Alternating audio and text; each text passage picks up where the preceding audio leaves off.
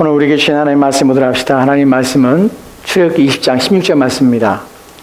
출애굽기 20장 16절 말씀, 우리 한 절 말씀입니다. 우리 차준이자고 한 절 말씀 우리 같이 합독하도록 합시다. 20장 16절 말씀, 한 절 말씀 우리 합독하겠습니다. 같이 읽겠습니다. 시작. 내 이웃에 대하여 거짓 증거하지 말라. 아멘. 아멘. 하나님의 계명에 대한 우리의 확신은 무엇입니까?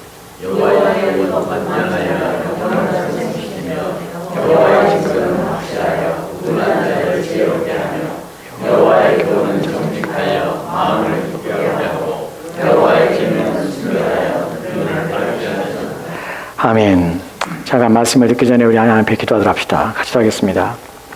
하나님의 계명에 대한 우리의 확신은 하나님의 말씀은 완전하여 우리의 영혼을 수행시킴을 믿게 하여 주옵소서.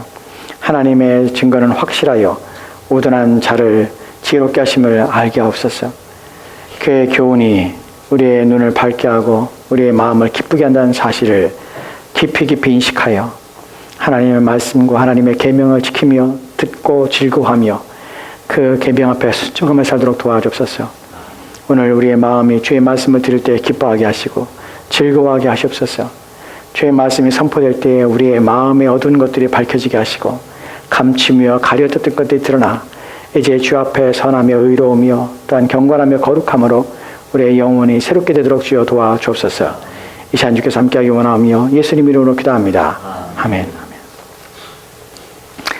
오늘 우리는 추수감사절인데 불구하고 십계명에 대한 내용을 계속해서 살펴보려고 합니다. 십계명을 살펴보는 이유는 이렇습니다. 추수감사절이면 추수감사절에 대한 말씀에 대한 설교를 해야 되는데 저는 어떻게 할까 한 3주부터 고민을 했어요. 추수감사절에 어떤 말씀을 여러분에게 전할까, 어떻게 함께 나눌까 고민하다가 우리가 십계명을 살펴보고 있는데 십계명만큼 하나님 앞에 감사할 내용이 어디 있을까라는 생각을 해봅니다. 저희 생각일지 모르겠습니다. 저는 이 십계명을 살펴보고 이 십계명을 내용들 하나씩 생각해보고 그 의미를 십계명을 주신 목적에 대한 이유에 대해 생각해 볼 때마다 하나님 앞에 감사할 수밖에 없습니다. 왜냐하면 이것이 하나님께서 이렇게 살라, 우리 인생에서 헛되지 않게 하는 것, 우리 인생에 무의미하게 살지 않는 것, 후회하지 않게 사는 것, 우리 인생을 가장 행복하게 사는 것이 무엇이냐? 나는 물음에 대하여 하나님께서는 이렇게 살라, 이것이 너희가 후회하지 않은 인생을 살 것이며 이것이 너희를 복되게 하는 것이다. 이것에 담겨진 의미 속에서 너희는 나를 볼 것이고 내가 어떠한 자인지를 알 것이다. 그리고 너희가 이것을 순종하며 따라 삶으로 말미암아 너희는 나를 닮은 참된 하나님의 자녀, 신의 성품에 참여한 하나님의 아들, 딸이 될 것이다. 그래야 하나님 나라의 일원이 되어서 하나님 백성의 공동체가 되어서 나와 함께 영원히 살 것이다. 이 약속만큼 우리를 기쁘게 하며 우리를 감사하게 하는 것이 무엇일까 하는 생각을 해봅니다. 오늘 추수감사절이지만 오늘 우리는 지속해서 이 9번째 계명이 가지고 있는 의미들을 살펴보려고 합니다. 이 내용 속에서 여러분은 또다시 거짓말에 대한 내용이 무엇인지를 알게 될 것입니다. 여러분 생각해 보십시오. 지나온 8번째 계명까지 내용들을 여러분 생각해 보십시오. 한 계명이라도 여러분이 생각했던 계명, 여러분이 생각했던 이해와 여러분이 알고 있었던 것에 미치지 못하는 계명이 있었습니까? 한 계명이라도 여러분이 알고 있던, 여러분이 깨닫고 있던 것에서 미치지 못하는 말씀이 있었습니까? 계명을 알면 알수록 우리 가운데는 두렵고 떨림이 있고요. 계명을 알면 알수록 하나님이 누구신지를 분명히 알게 되고 깨닫게 됩니다. 오늘 또한 거짓말에 대한 말씀을 합니다. 오늘 또한 출애굽기 20장 16절 말씀에서 너희는 내 이웃에 대하여 거짓 증거하지 말라는 말씀을 듣습니다. 여러분 이 말씀 속에서 우리는 거짓말을 왜 하지 말아야 되는가, 거짓말이 무엇인가 하는 부분을 살펴볼 것이에요. 여러분 통상적으로 우리가 거짓말이라는 것은 내 이웃에 대하여, 우리 주변의 사람들에 대하여, 가까이 있는 사람들에게 거짓말을 한다는 것은 정직하지 못한다는 것, 또한 남을 속이려 한다는 것, 그래서 이것은 도덕적으로 윤리적으로 문제가 되고 온전하고 또한 좋은 성품과 성향을 가지지 못한 것, 믿을 수 없는 사람이 되는 것이라는 판단과 이라는 결정을 얻게 되는 것입니다. 우리는 이런 거짓말을 하면 안 된다는 사실을 우리는 윤리로 배웠고 도덕으로 배웠고 사회 규범으로 배웠고 사회 관계 속에서 우리는 거짓말이라는 것을 우리는 하지 말아야 된다는 사실을 우리는 가슴에 품게 됩니다. 여러분 그러나 누차 강조하지만 하나님께서 우리 가운데 주신 이 계명은 우리로 하여금 죄를 억제하기 위한 수단으로서 주신 것이 아닙니다. 우리의 창고라는 우리의 마음에 넘쳐나는 죄에 대하여 그것을 억제하기 위해서 지극히 작은 수단으로서 하나님 말씀해 주신 것이 아닙니다. 그것은 세상에 가지고 있는 도덕법이요, 또한 윤리적이요, 또한 세상에 가지고 있는 규범이요, 법으로서 제정된 것입니다. 하나님 말씀은, 이 계명들은 그것을 뛰어넘어서 그 원리와 또한 그것이 왜 우리 가운데 필요한지 인간 본성과 본연에 관계된 부분뿐만 아니라 이것은 하나님의 성품과 연결된 사실을 기억하십시오. 우리는 거짓말하지 말아야 되는 것이 정직한 사람이 되자고 하는 것은 아닙니다. 여러분, 그리스도인이 된다는 것이 여러분이 착한 사람이 되는 것이 결코 아닙니다. 여러분이 예수를 믿는다는 것이 여러분이 결코 모든 사람에게 선하며 모든 사람에게 칭찬받는 사람이 된다는 것이 아니에요. 예수를 믿는다는 것이에요. 그리스도인이라는 것은 하나님을 믿는 사람이 되는 것이에요. 여러분이 거짓말하지 말아야 되는 것은 부정직하기 때문에가 아니에요. 하나님의 성품과 속성과 관련됐기 때문에 하나님께서는 여러분이 거짓말하지 말라는 것입니다. 그럼 왜 그러야 되는 것이에요? 하나님의 성품과 거짓말이 어떻게 연결되냐는 것이에요. 이 부분에 중요한 내용들을 오늘 말씀을 드릴 것입니다. 귀를 기울이고 마음을 다하여 하나님 말씀 앞에 집중하십시오. 첫 번째로 우리가 살펴볼 내용은 거짓말에 대해 성경이 말하고 있는 내용들입니다. 거짓말에 대해 시편 5편에 보면은 4절과 6절 말씀에서 이렇게 기록된 것을 보게 됩니다. 4절 말씀 같이 읽겠습니다. 시작. 주는 죄악을 기뻐하는 신이 아니시니 악이 주와 함께 머물지 못하며. 6절 말씀입니다. 시작. 거짓말하는 자들을 멸망시키리이다. 여호와께서는 피 흘리기를 즐기는 자와 속이는 자를 싫어하시나이다. 지금 시편 5편에서는 하나님 누구신지를 나타냅니다. 하나님의 성품이 어떠한지, 그분이 무엇을 좋아하고 무엇을 싫어하는지를 보이고 있습니다. 4절 말씀에서 주는 하나님 어떤 분이시냐면 죄악을 기뻐하는 분이 아닙니다. 우리 하나님은 죄악을 기뻐하지 않습니다. 악이 그래서 하나님과 함께하지 못합니다. 이 부분에 대하여 여러분이 생각할 것은 왜 하나님의 악에 대하여 참아내지 못하는가? 왜냐하면 그분의 성품이 거룩하기 때문에 그래요. 그분은 결코 악을 인내하지 못해요. 그분의 본성상 악은 항상 대적의 대상이 됩니다. 악을 멸하셔야 되는 것이에요. 이것이 죄에 대하여 하나님이 갖는 감정이요, 죄에 대하여 하나님이 갖는 본성이에요. 이 부분 나중에 좀 더 설명을 드리겠습니다. 이 부분에 대해, 악에 대한 이런 하나님의 성품이 6절 말씀에서는 어떻게 표현됩니까? 거짓말하는 자들을 멸망시키십니다. 하나님은 거짓말하는 자들 그냥 두지 않고 멸망시킵니다. 여러분, 멸망이라는 것은 파멸이요, 없어짐입니다. 하지만 없어짐은 그냥 없어짐이 아니라 영원한 진노와 심판과 고통을 받게 하는 것이 멸망이라는 단어가 가지고 있는 의미입니다. 거짓말이 그렇다는 것이. 하나님은 거짓말을 이렇게 거짓말에 대해 싫어하며 거짓말에 대해 이렇게 던져버리며 이렇게 취급하기를 원하신다는 것입니다. 그 다음에 나오는 내용을 보면 하나님이 거짓말에 대해 어떤 동등된, 어떻게 취급하시는지에 대해 나오는데, 여호와께서는 피 흘기를 즐기는 자와 속이는 자를 싫어하시니라. 왜 여러분 갑자기 거짓말하는 자를 멸망시킨다는 말 다음에 하나님께서 다음에 말하기에 여호와께서는 피 흘리는 자, 즐기는 자와 속이는 자를 싫어하니라, 이 말이 왜 같이 붙은지 아십니까? 이것은 동급이에요. 거짓말하는 것과 피 흘기를 즐기는 자는 동급을 하나님이 취급하십니다. 속이는 자도 동급으로 취급하십니다. 여러분, 여기서 동급으로 취급한다는 의미는 이런 것입니다. 피 흘린다는 것은 단순히 우리가 다쳐서 상처가 나서 피가 난다는 말이 아니에요. 성경에서 피를 흘린다는 것은 생명을 잃어버림이에요. 죽음이에요, 죽음.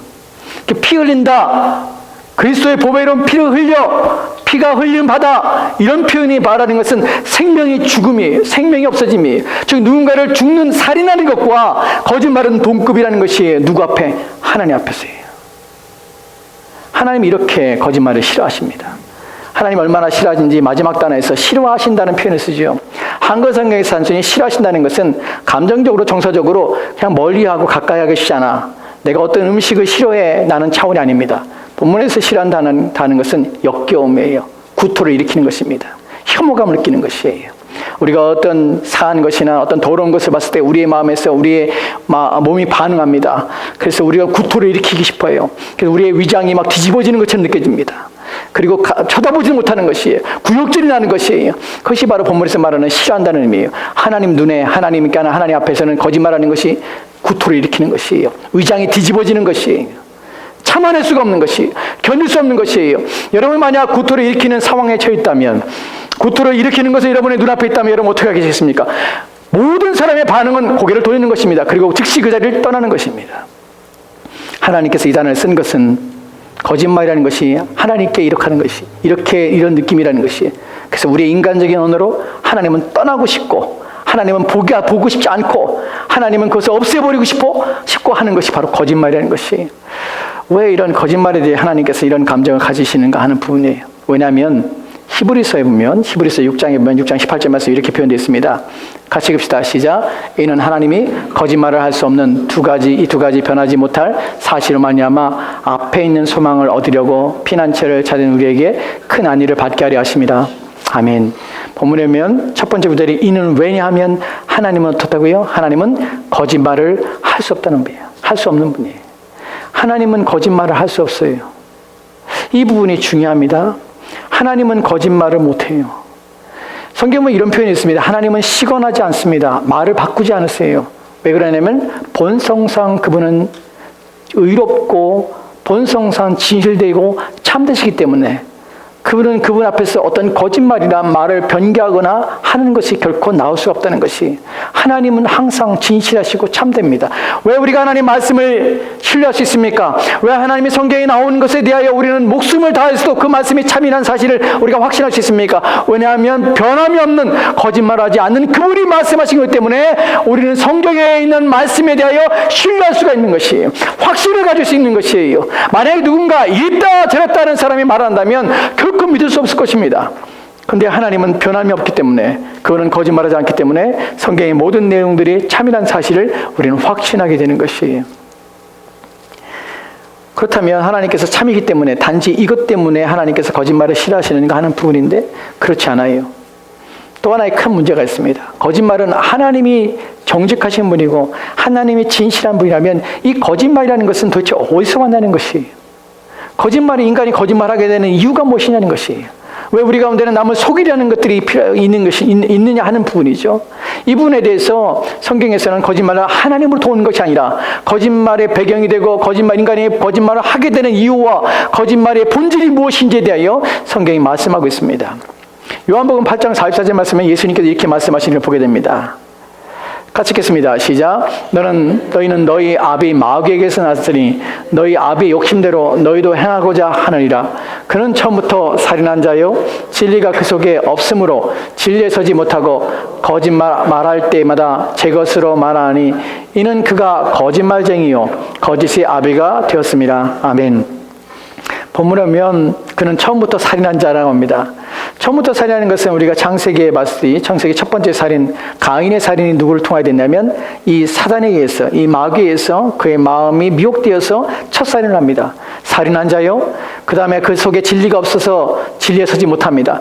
마귀는 진리가 없습니다. 진리가 없다는 말은 이런 말입니다. 참됨이 없다는 것이에요. 진실됨이 없다는 것이에요. 모든 것이 거짓말이에요. 그래서 그 다음에 나오는 말이 거짓을 말할 때마다 제 것으로 말한다는 것이 누구에게서 속아서 하는 것이 아니에요. 누구에게 들어서 하는 것이 아니에요. 누가 충동해서 되는 것이 아니에요. 마귀는 본질적으로 거짓됩니다. 제 것으로 말하는 것이 아니라는 것은 마귀는 본질적으로 거짓의 속성을 가지고 있기에 그는 모든 것이 거짓으로 나온다는 것이 바로 거짓의 압이라는 것이 모든 거짓의 근원은 마귀입니다. 사람들이 거짓말하는 이유는 거짓말을 하게 되는 이유는 하나님은 거짓말하지 못하기 때문에 이것은 하나님께로 온 어떤 것이 아니라 마귀적 속성을 가지고 있고 마귀에게 온 것이기 때문에 거짓말은 마귀의 일에 참여하는 것이에요. 그래서 성경 말합니다. 거짓말쟁이요 거짓의 아비가 되었습니다. 마귀는 혼자만 거짓말하는 것이 아니에요. 자기가 아비예요. 무슨 말입니까? 자기의 자녀들이 있다는 것이. 그래서 첫 번째 나오는 것이 너희는 너희 아비 마귀에서 났느니라는 표현을 쓰는 것이에요. 거짓말은 왜 하나님께서 거짓말을 멸하시게 하시냐면 하나님의 속성이 아니에요. 하나님께로부터 난 것이 아니에요. 이것은 마귀로부터 온 마귀의 속성입니다. 그래서 하나님께서는 이것을 금하시는 것이 이것을 하지 못하게 하시는 것이에요. 이 부분에 대하여 하이데베르 교리문답을 좀 보도록 합시다.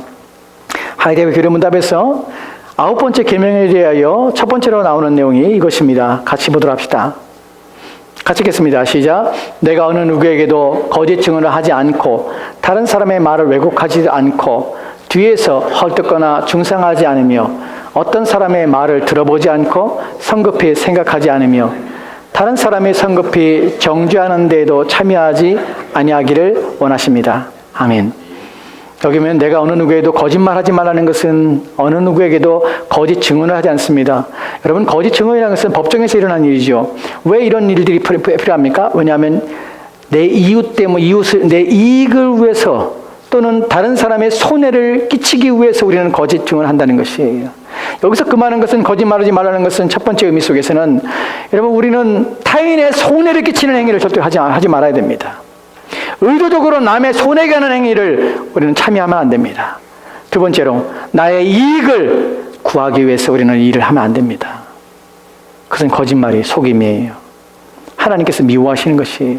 왜 그럴까요? 우리는 지난 시간에 8계명에서 무엇을 봤습니까? 도둑질하지 말라는 계명을 들었습니다. 도둑질하지 말라는 계명의 의미가 무엇입니까? 모든 사람이 가지고 있는 재산, 소유물, 이 모든 것들은 누구의 것입니까? 하나님이 그에게 주신 그의 선물이에요. 그 때문에 이것을, 타인의 것을 내가 도둑질한다는 것은 하나님의 선물을 내가 작물로, 하나님의 선물을 내가 탈취물로, 도적의 물건으로 삼는 행위예요. 그래서 남의 물건을 우리는 훔치면 절대로 안 되는 것이에요. 하나님의 것을 오용하기 때문에 그래요. 또한 두 번째, 나에게 주신 것도 하나님의 선물입니다. 그래서 어떻게 사용합니까? 하나님을 기쁘시게 하는 데 사용해야 되는 것이에요. 그것이 오용되거나 낭비되거나 허비되지 않도록 우리는 주의를 기울여야 하는 것이에요. 여기서 말하는 것이 바로 그것입니다. 8절 말씀, 8번째 계명과 연결해서 하나님께서 우리 가운데 남에게 손해를 끼치는 행위를 하지 말라. 또한 너 자신의 이익을 위하여 너희가 속이지 말라라고 명령하시는 것이에요. 그 다음에 나오는 내용 보면 다른 사람 말을 왜곡하지 말라고 합니다. 여러분, 왜곡이란 말은 다른 사람의 말에 대하여 말의 본 의도와 목적을 변질시키는 것이에요.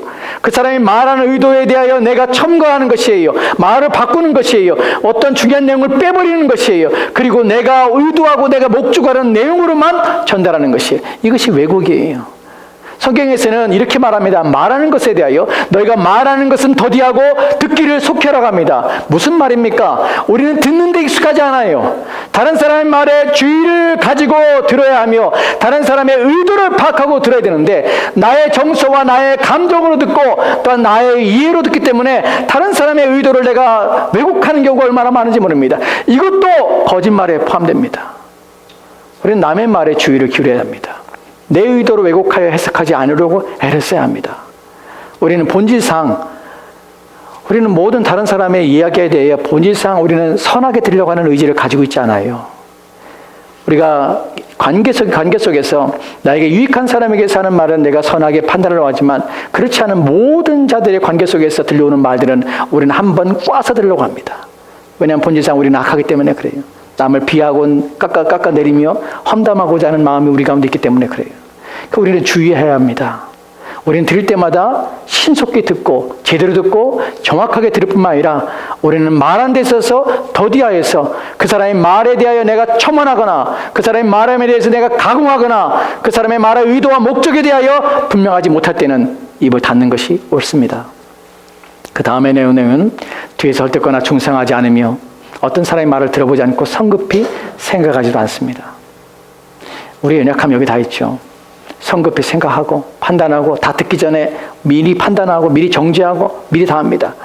여기 보면은 뒤에서 헐뜯거나 중상하지 않으며 이런 뒤에서 사람들을 헐뜯고 중상하는 것, 중상화해서 사람들을 왜곡시키고 또한 변질시켜서 그 사람에 대해서 나쁜 평을 하고 또한 그 사람을 비하시키고 낮추는 일들을 우리 얼마나 잘하는지 모릅니다.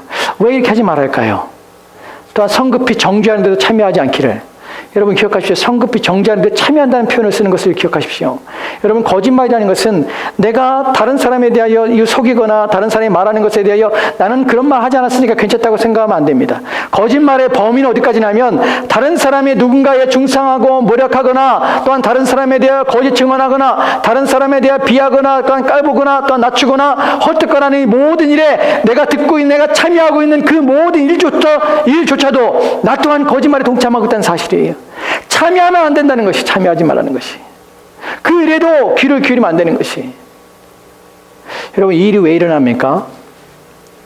사람들이 의도적으로 막 소리내어서 공개적으로 남에게 헐뜯거나 남에게 중상모략하거나 거짓말하거나 남의 말을 왜곡하거나 이런 일을 막 큰 소리로 하시냐 아십니까? 아니 그렇지 않아요. 이 일이 다른 방향으로 일어납니다. 잠언 18장에 보면 이런 구절이 있습니다. 18장 8절 말씀에는 같이 읽겠습니다. 시작. 남이 말하기를 좋아하는 자의 말은 별식과 같아서 뱃속 깊은 데로 내려가니라. 여러분, 이 구절이 정확하게 우리가 말하고 있는 우리 현실을 정확하게 반영하고 있습니다. 왜 사람들이 크게 중상하고 크게 화를 내고 막 분을 낼 때 동조하지 않습니다. 근데 그렇지 않을 때는 우리가 길을 솟게 타는 것이 왜 그럴까요? 본문에 보면 남의 말하기를 이라는 표현은요, 속삭인다는 말이에요. 남을 중상모략할 때 험담하고 또한 그 사람의 말을 왜곡할 때 큰 소리로 공개적으로 하지 않습니다. 사람들은 가까운 사람끼리 앉아서 소근소근 속삭이면서 일을 합니다. 속삭이며 조용히 말하며 그리고 아주 진실된 얘기처럼 포장해서 말하는 그 내용 속에서 우리는 남의 말, 왜곡되고 거짓된 말, 험담과 비하와 또한 비판과 비난의 말들을 우리는 듣습니다. 여러분, 그것을 들을 때에 그냥 들리는 것이 아니에요. 어떻게 들리면 우리의 본질상 우리의 타락한 우리의 마음은요, 그것을 들을 때에 별식처럼 든다는 것이에요. 여러분, 본문에서 별식이란 말이 무슨 말입니까? 아주 탐내어서 아주 먹음직스럽고 그것을 먹으면 아주 기쁠 것 같아서 그 음식을 먹을 때 맛깔스러운 우리의 혀를 자극하고 우리의 식욕을 돋군다는 말이 별미예요. 여러분, 그런 말을 들을 때 우리는 그런 말 들으면 안 돼, 그런 말 하면 안 돼, 그 자리를 떠나야지 라고 말하는 것이 아니라 자꾸만 그것이 먹음직스럽고 맛있고 또한 그것이 막 땡겨요. 입맛을 돋궈서 그 자리에 참여하고 싶어하는 것이 그것이 우리의 본질이에요. 그래서 이런 일이 반복되는 것입니다. 하지 말아야지 그렇게 생각하지만 여전히 그렇게 하는 이유가 무엇이냐면 자꾸 별식처럼 느껴지기 때문에 그래요. 자꾸 식욕이 올라요. 그래서 어떻게 됩니까? 뼛속 깊은 데로 내려가니라. 여러분, 뼛속 깊은 데로 내려간다는 말이 무슨 말이냐면 그 온 육체에 영양분을 공급한다는 것이, 그 온 육체가 그것을 인하여서 영향을 받는다는 말이에요. 나쁜 말은요, 신기하게 자연적으로 흡수가 돼요. 남에 대한 비난, 남에 대한 안 좋은 소문은요, 금방 퍼져요. 여러분, 그런 설문조사 했습니다. 사람들이 좋은 소식과 좋은 소문과 나쁜 소문이 얼마나 쉽게 퍼지고 얼마나 빨리 퍼지는가에 대해서 리서치를 했습니다. 검사를 했더니 어느 식당이 있습니다. 식당에서 나쁜 소문이 그 식당에 대한 나쁜 평가를 하도록 얘기를 했습니다. 근데 그 소문은 일주일 만에 주변에 있는 수많은 사람에게 다 퍼졌다는 것이.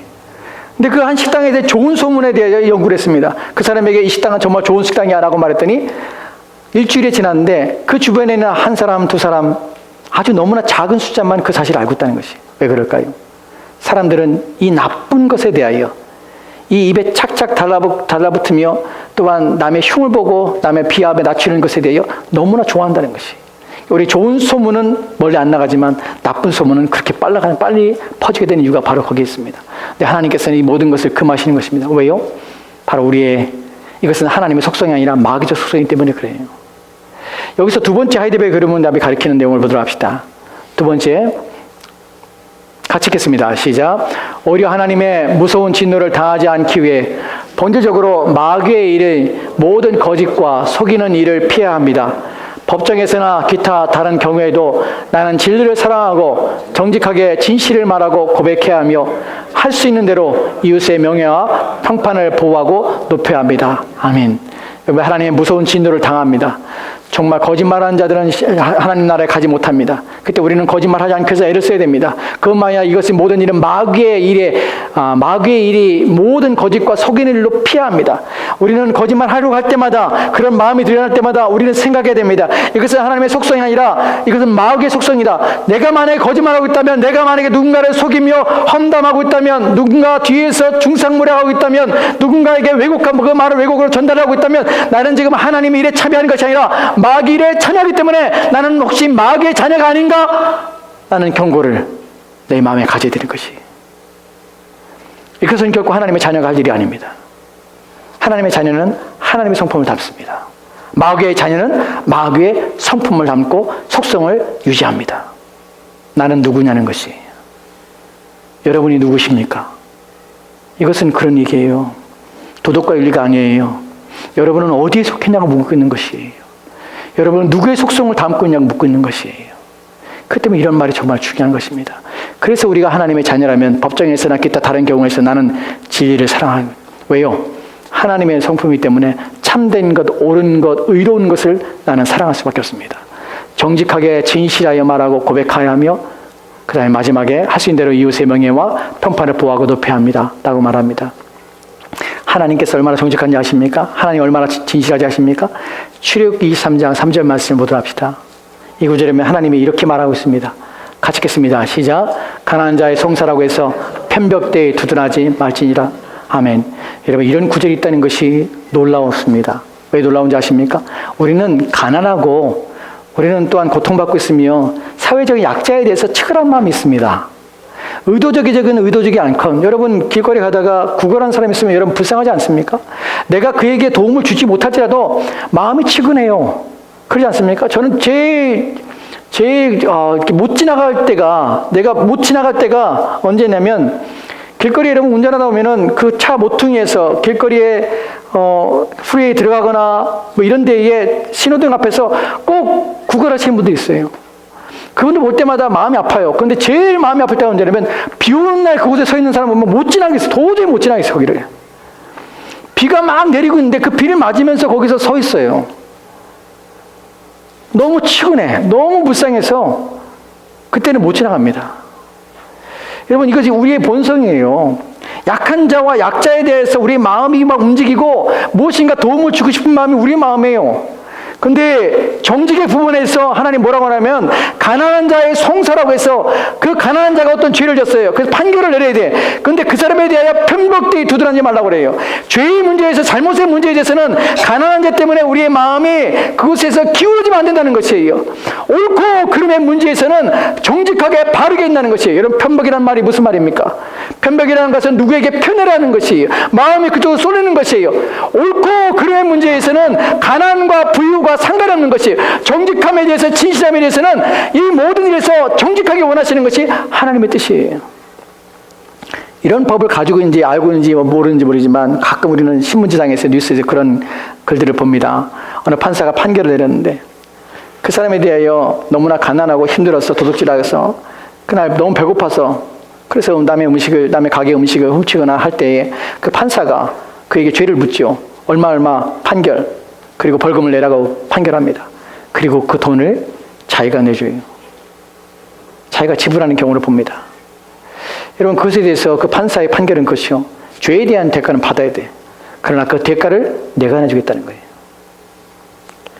하나님께서는 죄에 대해서, 불의함에 대해서는 하나님께서 용서하지 않습니다. 가난하건 부유하건 상관이 없습니다. 이처럼 하나님께서 의로우신 분이고 정직하신 분이에요. 그에게는 거짓이 없는 분이에요. 그때 우리가 요구하시는 것은 거짓이 없다는 것이에요. 거짓하지 말라는 것이에요. 그것은 내게 속한 것이 아니라는 것이에요. 그렇기 때문에 너는 진실하는 것이에요. 마지막으로 이제 우리 아까 읽었던 두 번째의 하이데베 교리문답을 보고 살펴보고 마치도록 합시다. 이 구절에서 마지막에 오면 이렇게 표현합니다. 할 수 있는 대로 가능한, 네가 할 수 있는 모든 힘을 기울여서 이웃의 명예와 평판을 보호하고 높여야 합니다. 여러분, 왜 거짓말에 이 구절이 있는 줄 아십니까? 왜 거짓말에서 이 구절이 왜 포함되고 또 이것이 말하는 의미가 무엇입니까? 이 구절에서 이웃의 명예와 평판을 보호하는 이 구절은 그냥 들어가는 것이 아닙니다. 이 구절은 세 번째 계명과 함께 연결되어 있습니다.